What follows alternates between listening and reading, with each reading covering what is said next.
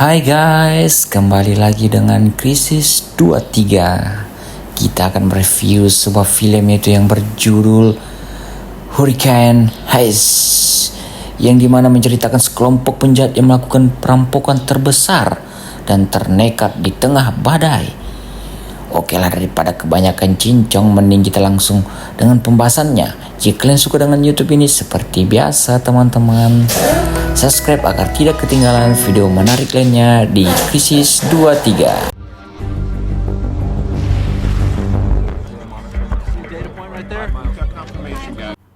Berlatar di Amerika, tepat di apartemen cuaca nasional Silver Spring, terdapat beberapa orang yang lagi memprediksi akan adanya jalur badai. Tim melanda wilayah Alabama dan Florida dari seorang ahli cuaca bernama Will Rall.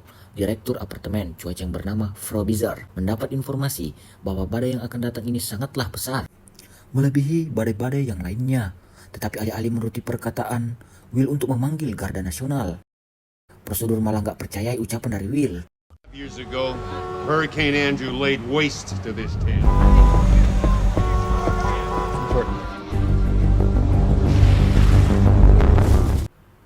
Di waktu yang sama, seorang kepala polisi setempat bernama Dixon memperingati warganya agar mengungsi sebelum badai datang. Hal itu Dixon lakukan agar enggak ada lagi korban jiwa seperti badai Andrew yang telah meluluhtahkan kota itu. A good citizen can get a move on. Come on. Yes, sir. Saat yang lain sibuk mengungsi, di apartemen keuangan fasilitas Gulfport, seorang pegawai wanita yang bernama Casey Cobbin dan temannya yang bernama Connor disibukkan oleh uang-uang lama yang belum dihancurkan. Mengetahui kalau mesin penghancur mereka rusak, Casey segera memasukkan uang-uang lama yang baru dibawa ke dalam brankas.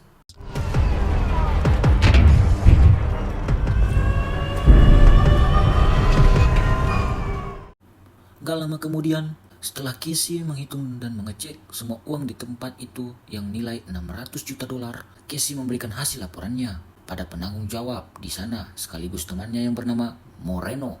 Dan karena uang yang mereka dapat semakin banyak, Moreno memerintahkan dua ahli nama Sasha dan juga First untuk segera memperbaiki mesin penghancur uang mereka. Morris, Agent Corbin reporting in. Good time? Sebelum badai datang, Casey yang punya firasat buruk menghubungi atasannya yang bernama Morris, meminta untuk mengganti kode brankas. Mendengar hal tersebut, tanpa pikir panjang Morris menyetujui permintaan Casey.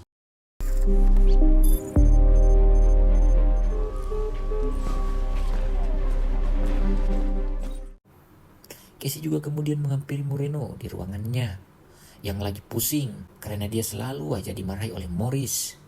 Di tengah perbincangan mereka, tiba-tiba generator cadangan di sana mengalami sebuah masalah dan Moreno segera menyuruh Casey untuk menjemput seseorang teknisi karena sambungan telepon dan internet mereka telah mati.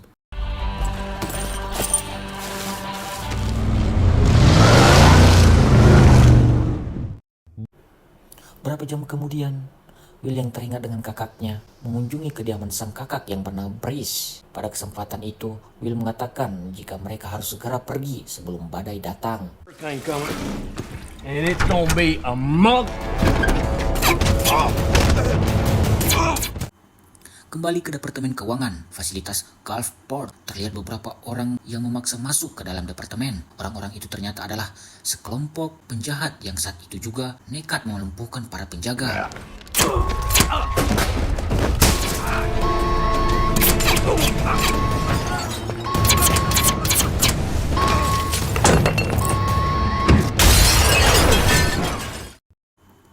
Dengar sinyal darurat dari para penjaga, Moreno segera menyuruh Sasha dan juga First agar tetap tenang. Tampak jelas kemampuan dari para penjahat itu sangatlah hebat, bisa dengan mudah melumpuhkan penjaga yang tersisa. Saat para penjahat berhasil meledakkan pintu secara mengejutkan, Connor, Sasha dan juga First ternyata bagian dari penjahat itu. Moreno yang agak bisa berbuat banyak dengan terpaksa menuruti pemerintahan mereka. To substitute an IO device by loading a hunger striver routine into one of the You're gonna monitors. be the richest punk to ever come out of Phil. Did real good, kid. I'm really proud of you. Di sisi lain, Will dan juga lagi berusaha menutupi jendela di kediamannya. Casey yang baru tiba meminta tolong pada Brice agar memperbaiki generator di kantornya. Tanpa memperdulikan Will yang lagi bekerja sendirian, Brice bersedia untuk membantu Casey.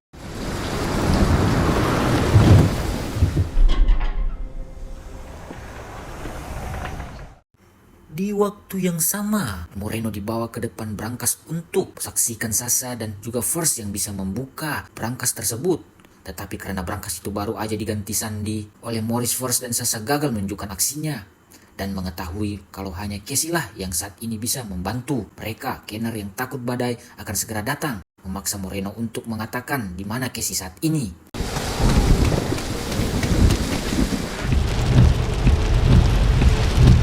She went to get the repair guy. She should have been back by now.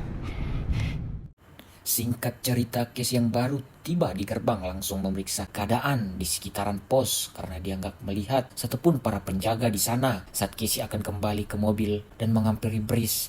Tiba-tiba Casey mendapat bidikan dari para penjahat. Beruntung sebelum Casey ditembak, Brice dapat menolongnya. Tetapi Sasha yang melihat kejadian itu langsung mengaktifkan pagar penghalang. Alhasil demi keselamatan Casey, Brice rela ditangkap para penjahat. Get in! Got her pinned! War monument! Now get the girl! You gotta tail! Penjahat itu kemudian membawa Brice ke hadapan Moreno dan juga Connor. Setelah memastikan kalau Brice lah orang yang bisa memperbaiki generator, Connor langsung menyuruh Brice agar secepatnya memperbaiki generator itu.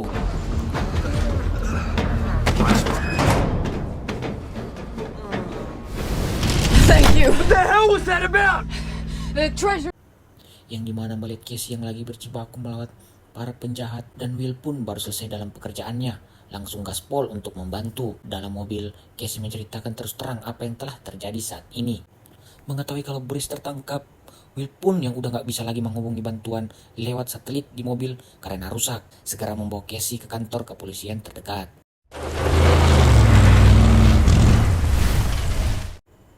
Gak butuh waktu lama, mereka akhirnya tiba di kantor polisi dan disambut baik oleh Dixon. Mengetahui kalau mereka berdua lagi dalam masalah yang sangat besar, Dixon menyuruh Will dan juga Casey untuk masuk ke ruangannya.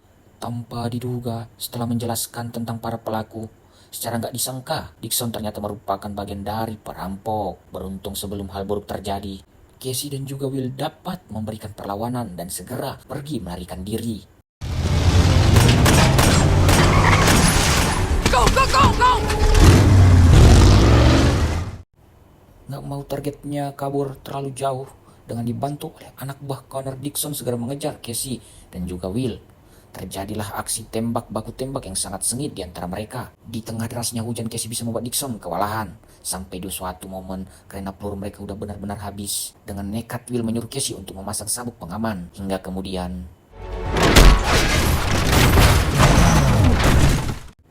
sebelum pergi, Casey pun turun dari mobil mengambil persenjataan milik Dixon sembari mengambil talkie-walkie mereka. Setelah memastikan jika Dixon dan seorang anak buah Kenner udah enggak berdaya, Casey dan juga Will segera pergi dari tempat itu.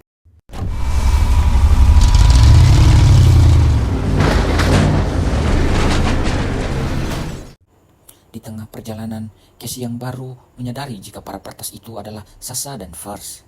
Maksudnya bisa terhubung ke internet saat sistem jaringan di sana terputus. Dengan bantuan alat yang ada di mobil, Will segera mencari sebuah pemancar atau penara jaringan yang masih aktif untuk menggagalkan mereka.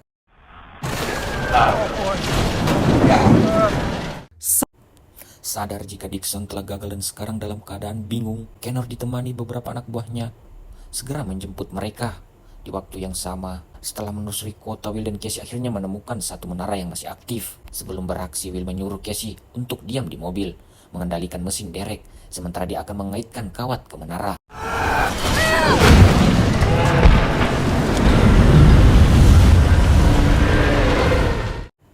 Di tengah aksinya yang menegangkan itu, Will hampir aja terjatuh karena sebuah benda yang tersapu oleh badai. Beruntung dengan tekad yang kuat, Will bisa mengendalikan keadaan dan kembali menaiki menara. Tetapi nggak lama kemudian, saat menara itu akan ditarik, Connor, Dixon dan beberapa anak buahnya tiba-tiba muncul dan langsung menyerang.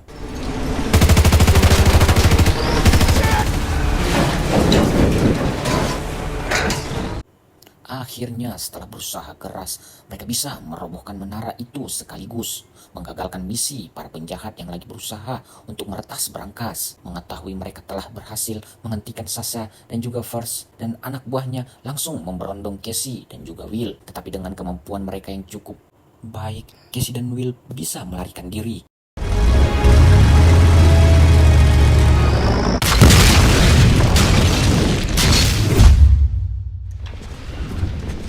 we got 2 civilians possibly. Di sisi lain pun, tanpa diduga Brice menyelinap masuk ke ruangan basement untuk membebaskan para penjaga yang dikurung. Sayangnya, perbuatan Brice dilihat oleh Fars yang langsung mengaktifkan pagar listrik. Sementara di luar, tampaknya badai perlahan-lahan mulai membesar. Dan para kepolisian korup setempat mulai berdatangan. Connor yang baru tiba di gedung departemen menyampaikan kekecewanya atas kematian beberapa anak buahnya. Di tengah perbincangan, secara mengejutkan Dixon bersama para kepolisian korup malah mengkhianati Connor.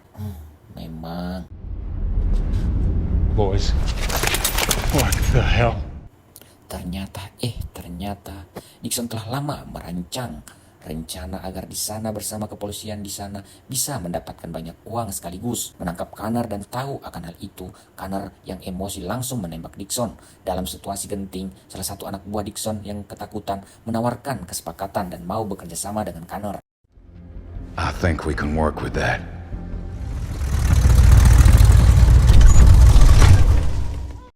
Berkat hati milik Dixon, Casey menghubungi Connor untuk menawarkan kesepakatan. Pada kesempatan itu, Casey mengatakan kalau dia ingin Connor membebaskan semua sandera dengan imbalan, dia akan bersedia membantunya. Mendengar hal tersebut, tentu aja Connor menolak permintaan Casey dan menjawab jika Casey hanya diperbolehkan memilih 2 di antara para sandera. Atas hal itu, Casey menyuruh Connor membawa Brice dan juga Moreno ke sebuah mall untuk tukar dengannya.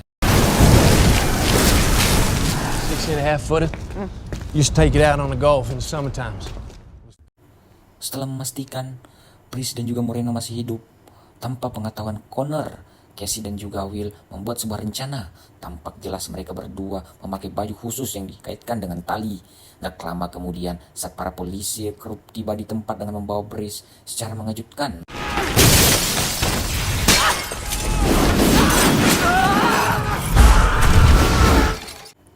Ya, Casey dan Will akhirnya bisa membuat para polisi korup yang ada di sana tersapu badai. Melihat Brice bisa kabur dengan selamat, Will dan Casey segera masuki gudang untuk beristirahat. Terlebih dahulu, Let's move real quick. I think the ice storm's gonna be over. sela-sela waktu istirahat itulah Will menjelaskan jika sebentar lagi sebelum badai berakhir, mereka harus melalui mata badai walaupun terlihat cerah dan hangat. Mata badai sendiri bisa menjadi tembok. Mata di sekitaran cincin badai seperti layaknya bom atom. Atas hal itu, Casey dan Will segera pergi untuk mencari bahan peledak demi menghentikan para penjahat. Gas, get more bang for your buck. Found it! Singkat cerita, saat Will dan juga Casey baru saja selesai mengumpulkan bahan peledak, mereka berdua dihampiri oleh para anak buah Connor yang ingin menangkap Casey. Untuk Casey dan Will segera bersembunyi, membuat para penjahat kesulitan di tengah situasi tegang. Itulah tiba-tiba air laut yang pasang masuk menyapu bersih mereka semua.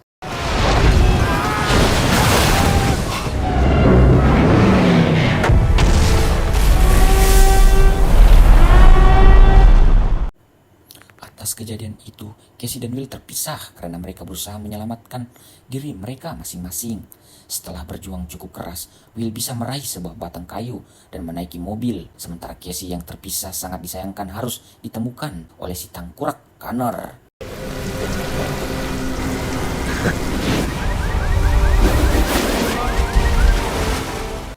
Tidak lama kemudian, setelah kepergian para penjahat, dengan menggunakan sebuah perahu Brice menelusuri sekitaran tempat itu.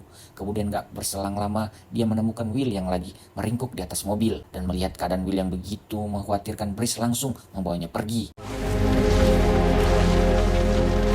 They got it! First things first, buddy! First things first! Sementara dalam gedung departemen, Casey dipaksa Connor untuk segera membuka brankas. Hingga dengan terpaksa Casey membawa tab yang sebelumnya dia simpan.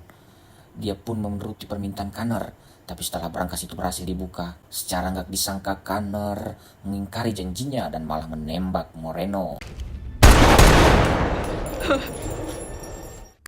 Kembali di Brice, dia memberikan beberapa baju hangat beserta persenjataan pada Will. Oh iya, ternyata Brice ini adalah seorang mantan tentara Amerika yang sangat hebat.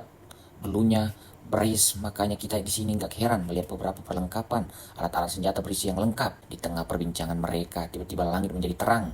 menandakan mata badai yang udah datang. Sebelum terlambat, mereka segera pergi untuk menyelamatkan Casey dan menghentikan para penjahat. We could just let the whole pack of them go. They sure as shit got the money.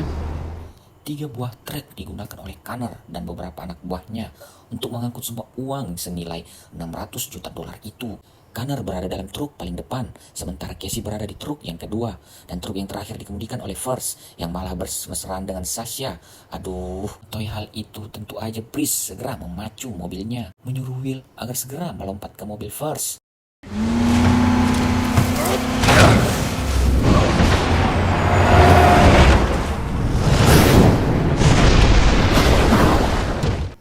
Setelah Will berhasil melompat, dengan sedikit kesulitan, Brice membulatkan tekadnya melompat ke arah Will. Beruntung atas kerjasama yang sangat baik, mereka berdua bisa berada di mobil First tanpa diketahui siapapun.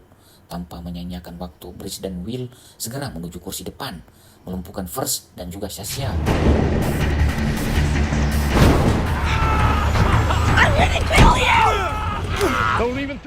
Dalam truk lain, secara enggak diduga, Casey malah bertarung dengan seorang anak buah Connor yang kita disebut saja Opik lah. Kayak biasa, di tengah pertarungan mereka, diam-diam Will kini udah di atas truk. Mereka merasa Casey dalam bahaya. Setelah melumpuhkan sang supir, Will segera masuk ke dalam truk. I'm here, Casey! Opik sangat keras kepala dan pantang menyerah untuk membunuh Casey. Will memberi aba-aba kepada Casey agar bisa membalikkan keadaan. Alhasil dengan kerjasama dan aduh sekali, mereka bisa membunuh si Opik.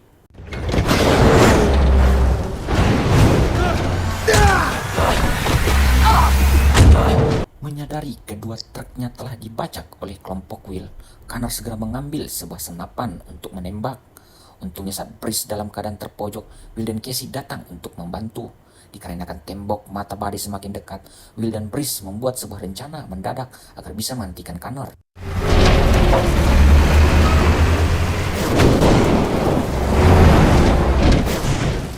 Mereka berdua pun langsung menjepit truk yang ditumpangi oleh Connor agar dia melambatkan laju mobilnya. Alhasil saat Connor berusaha untuk menyelip mereka, Will dan Brice menghalangi jalan Connor, membuatnya berada di belakang dan terpat tembok mata badai.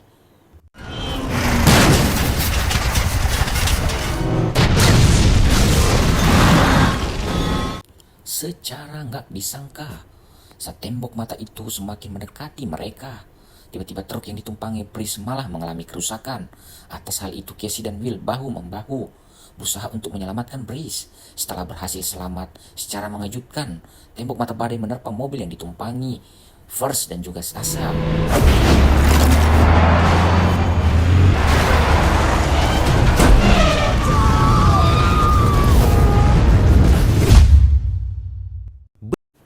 Beberapa waktu kemudian, setelah badai reda, akhirnya Brice dan juga Casey bisa tenang menikmati perjalanan. Pada kesempatan itu, Casey mengatakan pada mereka kalau dalam truk yang mereka tumpangi saat ini ada uang senilai $200 juta.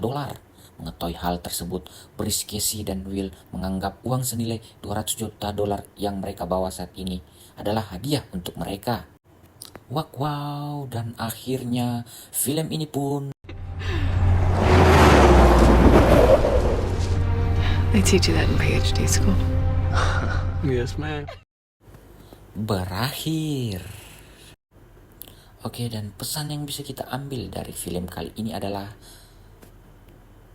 jangan pernah sekali-kali pun berani melakukan aksi perampokan atau pencurian, apalagi saat badai datang melanda. Dah gitu aja. Mungkin Krisis 23 memberi film ini nilai 7,0. Bagaimana menurut kalian teman-teman? Tulis di kolom komentar ya. Terima kasih sudah menonton. See you next time. Bye-bye.